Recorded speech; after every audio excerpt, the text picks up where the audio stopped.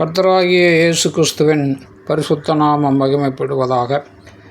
இன்றைக்கான வேத பகுதி பேதுரு எழுதின 2ஆம் நிருபம்.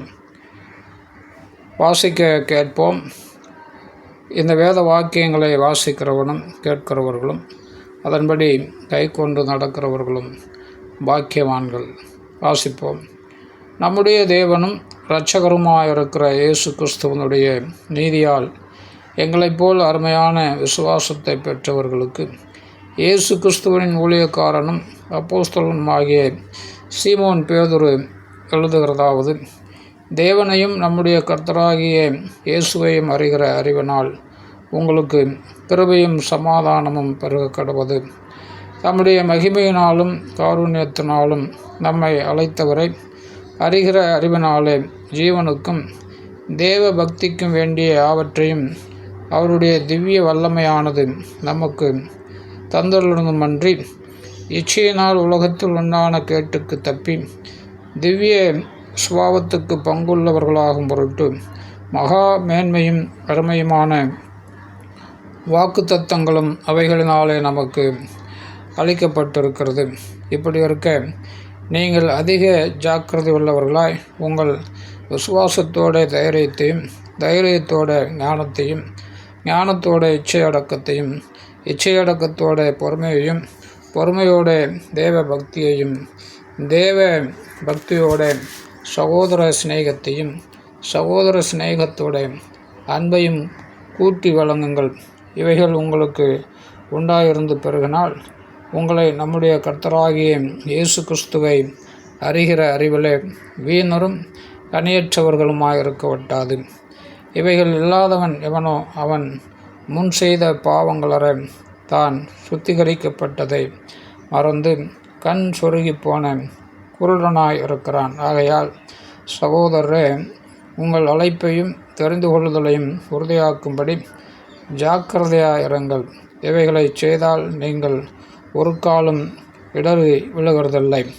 இவ்விதமாய் நம்முடைய கர்த்தரும் இரட்சகருமாயிருக்கிற இயேசு கிறிஸ்துவனுடைய நித்திய ராஜ்யத்துக்கு உட்படும் பிரவேசம் உங்களுக்கு பரிபூரணமாய் அளிக்கப்படும்.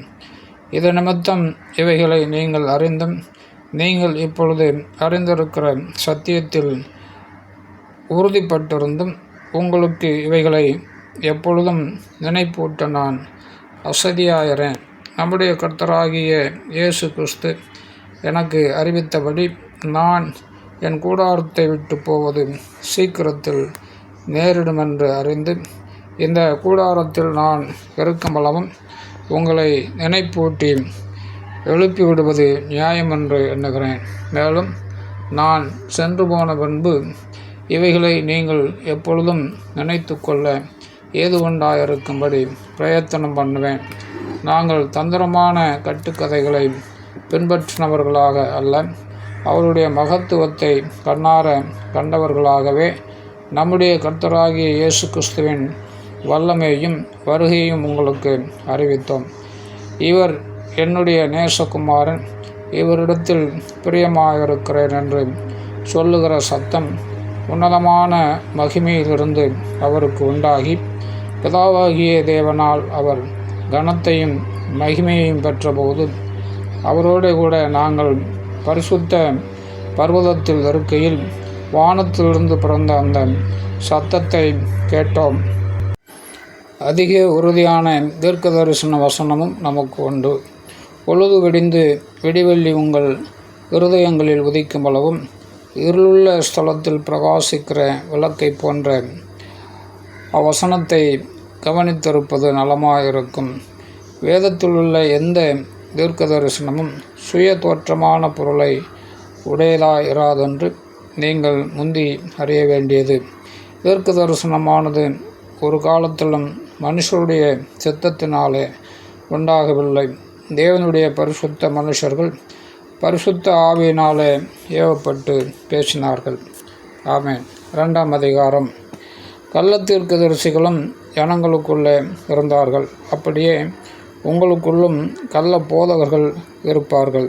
அவர்கள் கேட்டுக்கேதுவான வேத புரட்டுகளை தந்திரமாய் நுழைய பண்ணி தங்களை கிரயத்துக்கு கொண்ட ஆண்டவரை மறுதளித்து தங்களுக்கு தீவிரமான அழிவை வருவித்து கொள்வார்கள். அவர்களுடைய கெட்ட நடக்கைகளை அநேகர் பின்பற்றுவார்கள். அவர்கள் நிமித்தம் சத்திய மார்க்கம் தூஷிக்கப்படும். பொருளாசையுடையவர்களாய் தந்திரமான வார்த்தைகளால் உங்களை தங்களுக்கு ஆதாயமாக வசப்படுத்தி கொள்வார்கள்.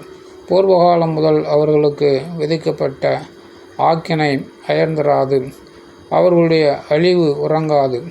பாவம் செய்த தூதர்களை தேவன் தப்பவிடாமல் அந்தகார சங்கிலிகளினாலே கட்டி நரகத்திலே தள்ளி நியாய தீர்ப்புக்கு வைக்கப்பட்டவர்களாக ஒப்பு கொடுத்து பூர்வ உலகத்தையும் தப்பவிடாமல் நீதியை பிரசங்கித்தவனாகிய நோவா முதலான 8 பேரை காப்பாற்றி அவபக்தி உள்ளவர்கள் நிறைந்த உலகத்தின் மேல் ஜலப்பிரளயத்தை வரப்பண்ணி சோதம் கொமோரா என்னும் பட்டணங்களையும் சாம்பலாக்கி கவிழ்த்து போட்டு ஆக்கினைக்குள்ளாக தீர்த்து பிற்காலத்தில் அவபக்தியாய் நடப்பவர்களுக்கு அவைகளை திருஷ்டாந்தமாக வைத்து அக்கிரமக்காரருக்குள் வாசமாயிருக்கையில் அவர்களுடைய காம விகார நடக்கையால் வருத்தப்பட்டு நாள்தோறும் அவர்களுடைய அக்கிரம கிரியைகளை கண்டு கேட்டு நீதியுள்ள தன்னுடைய இருதயத்தில் வாதிக்கப்பட்ட நீதிமானாகிய லோத்தை அவர் ரட்சித்திருக்க கர்த்தர் தேவ பக்தி உள்ளவர்களை சோதனை நின்று ரட்சிக்கவும் அக்கிரமக்காரரை ஆக்கினைக்குள்ளானவர்களாக நியாய தீர்ப்பு நாளுக்கு வைக்கவும் அறிந்திருக்கிறார்.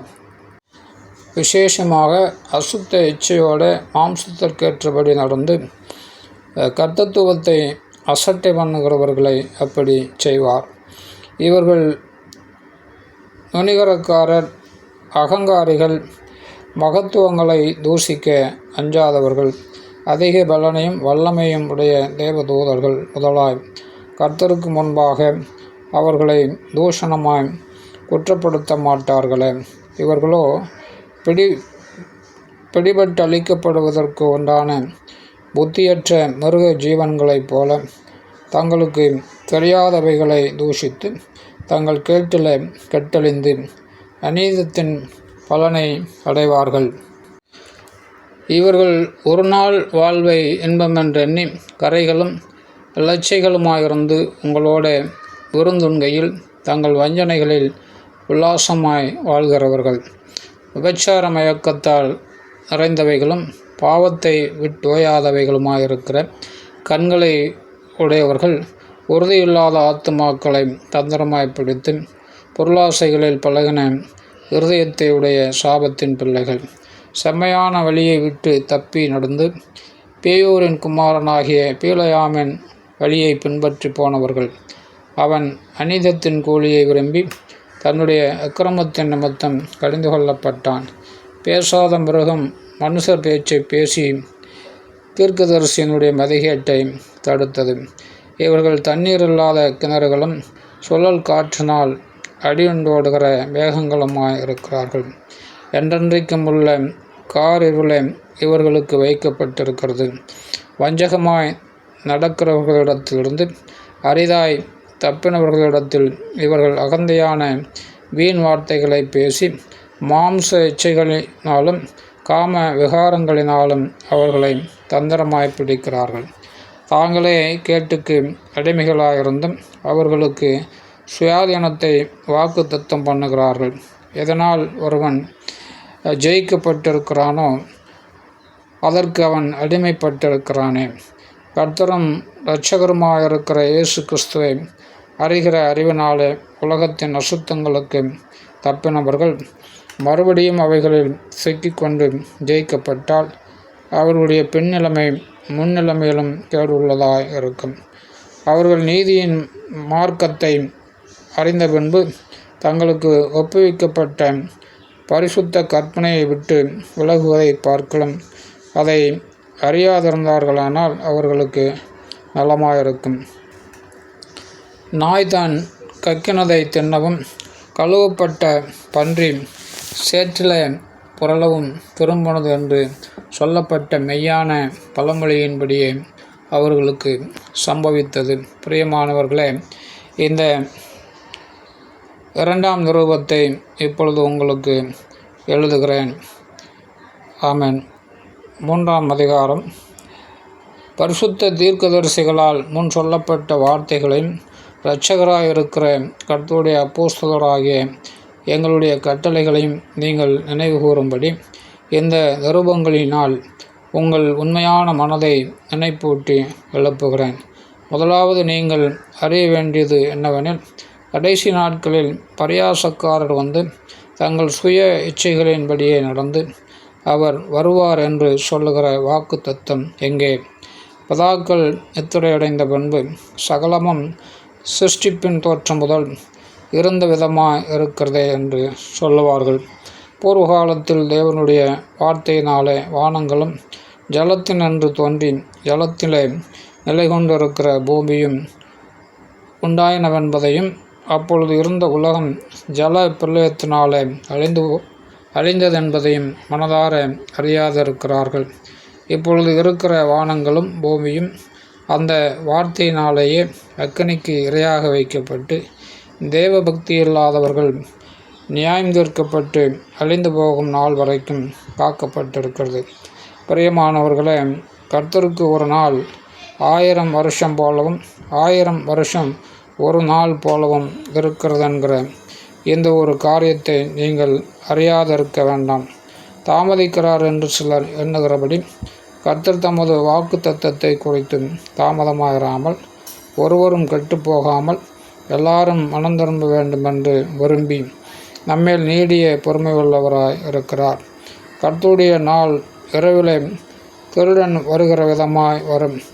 அப்பொழுது வானங்கள் மடமட என்று அகன்றுவோம், பூதங்கள் வெந்து உருகிப்போம், பூமியும் அதிலுள்ள கிரியைகளும் எரிந்து அழிந்துவோம். இப்படி இவைகளெல்லாம் அழிந்து போகிறதா இருக்கிறபடியால் நீங்கள் எப்படிப்பட்ட பரிசுத்த நடக்கையும் தேவ பக்தியும் உள்ளவர்களாய் இருக்க வேண்டும்.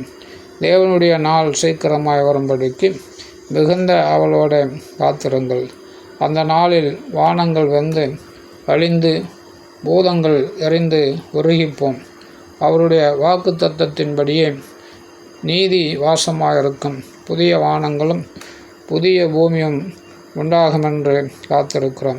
ஆகையால் பிரியமானவர்களே, இவைகள் வர காத்திருக்கிற நீங்கள் கரையற்றவர்களும் பிழையில்லாதவர்களுமாய் சமாதானத்தோடு அவர் சன்னதியில் காணப்படும்படி ஜாக்கிரதையாயிருங்கள். மேலும் நம்முடைய கர்த்தரின் நீடிய பொறுமையை இரட்சிப்பென்று எண்ணுங்கள். நமக்கு பிரியமான சகோதரனாகிய பவுலும் தனக்கு அருளப்பட்ட ஞானத்தினாலே இப்படியே உங்களுக்கு எழுதியிருக்கிறான். எல்லா நிருபங்களிலும் இவைகளை குறித்து பேசியிருக்கிறான். அவன் சொன்னவைகளில் சில காரியங்கள் அறிகிறதற்கு அரிதாயிருக்கிறது. கல்லாதவர்களும் உறுதியில்லாதவர்களும் மற்ற வேத வாக்கியங்களை புரட்டுகிறது போல தங்களுக்கு கேடு வரத்தக்கதாக இவைகளையும் புரட்டுகிறார்கள். ஆதலால் பிரியமானவர்களே, இவைகளை முன்னமே நீங்கள் அறிந்திருக்கிறபடியால் அக்கிரமக்காரருடைய வஞ்சகத்தில் நீங்கள் இழுப்புண்டு உங்கள் உறுதியிலிருந்து விலகி விழுந்து போகாதபடிக்கு எச்சரிக்கையாயிருந்து நம்முடைய கர்த்தரும் இரட்சகருமாகிய இயேசு கிறிஸ்துவின் கிருபையிலும் அவரை அறிகிற அறிவிலும் வளருங்கள். அவருக்கு இப்பொழுதும் என்றென்றைக்கும் மகிமை உண்டாவதாக. ஆமென்.